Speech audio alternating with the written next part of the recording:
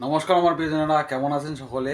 আর আমি এখন রান্না করতে বসবো, তাই তরকারি কেটে নিচ্ছি। আজকে হবে ফুলকপির ঝোল, কারণ আমি অন্য কিছু রান্না করতে পারি না। আর মা দেখো বেরিয়ে গেছে বাড়ির থেকে, ঘরের থেকে জল খেলো, এখানে আসে জল খাওয়ালাম। এই জল খেলো এটার থেকে, আমি খাওয়ালাম কারণ খেতে পারে না মা একায়। আসলে পরে যে জল খাবো জল খাবো। আমার রান্না শুরু হয়ে গেল, আজকে হবে ফুলকপির ঝোল। কেবলই শুরু করলাম রান্না, আর কি যে হবে সেটা জানি না। আমাদের রান্না এই মাত্র কমপ্লিট হলো, মাকে আগে খেতে দিয়েছি। এই ভাত আর এই আজকে আমাদের তরকারি, আর ডিম একটা এই সিদ্ধ করে মানে ভাজে তরকারিতে দিলাম। একটু কালার ভালো হয়েছে, কিন্তু যে তেল বেশি দেওয়া হয়েছে, তোমার ক্ষতি করবে নাকি ওটা হলো কথা। কিন্তু রান্না মনে হচ্ছে ভালোই হয়েছে। যাই হোক, এখন মা খাক, আমি একটু পরে খাবো, কাজ আছে।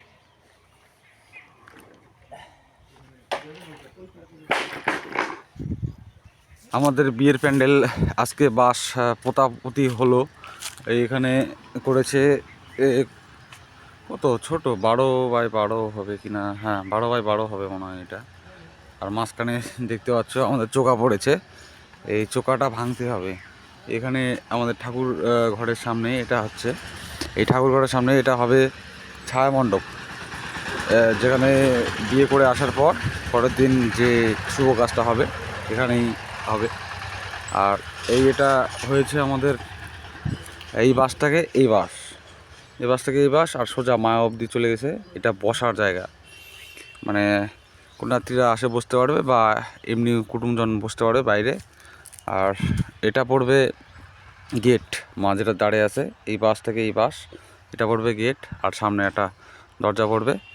আর খাওয়া দাওয়ার মানে যেখানে রান্না হবে রান্নার জন্য এই বাস আর এখান থেকে এই অবধি এখানে হচ্ছে ঘেরাঘুরি করবে। আমি এদিক থেকে দেখাচ্ছি, তাহলে একটু দেখতে সুবিধা হবে, ভালো লাগবে দেখতে। এটা এখান থেকে এখানে এই জায়গাটা, এটা হচ্ছে রান্না করার জায়গা। আর খাওয়া দাওয়ার জন্য এটা করব। এটার বাস এখনও পোতা হয়নি, ওরা কালকে আসবে না, কালকে মালিকের বাড়ি ওদের খাওয়া দাওয়া আছে, শনিবারের দিকে আসবে, শনিবারের দিকে এসে এই কাজটা করবে। আর এদিকটা প্রায় হয়ে গেছে। আর কাপড় দিতে বলেছি ভালোই, যেন খারাপ কাপড় না দেয়, আবার মোটামুটি কাপড় দিলেও চলবে। বাস পোতা হয়ে গেল যখন, ওই 2-3 দিন আগে বা একদিন আগে কমপ্লিট করে দেবে টোটালটা। আর মা দেখতেছে, মা এটা কি, এটা হবে কি? বাসগুলা পুতলো কেন? বাসগুলা পুতলো কেন? বাসগুলা পুতলো কেন? এই বাসগুলা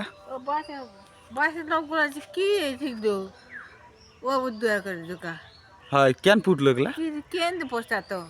হয় কেন পুতলো এতগুলা? ফালতু পুতলো না জায়গাগুলা? কি এক অবস্থা, কেন যাবো তোছে? মা জানেই না যে হচ্ছে আমাদের সেই কেন পুতলো সেটাই বলছে। আজকের মতো ভিডিও এখানেই শেষ করছি, দেখা হবে আবার কালকের ব্লগে। আজকের ব্লগটা একটু ছোট হয়ে গেল আমার কাজের কারণে। তো ভালো থাকবেন, সুস্থ থাকবেন, দেখা হবে আবার কালকের ব্লগে।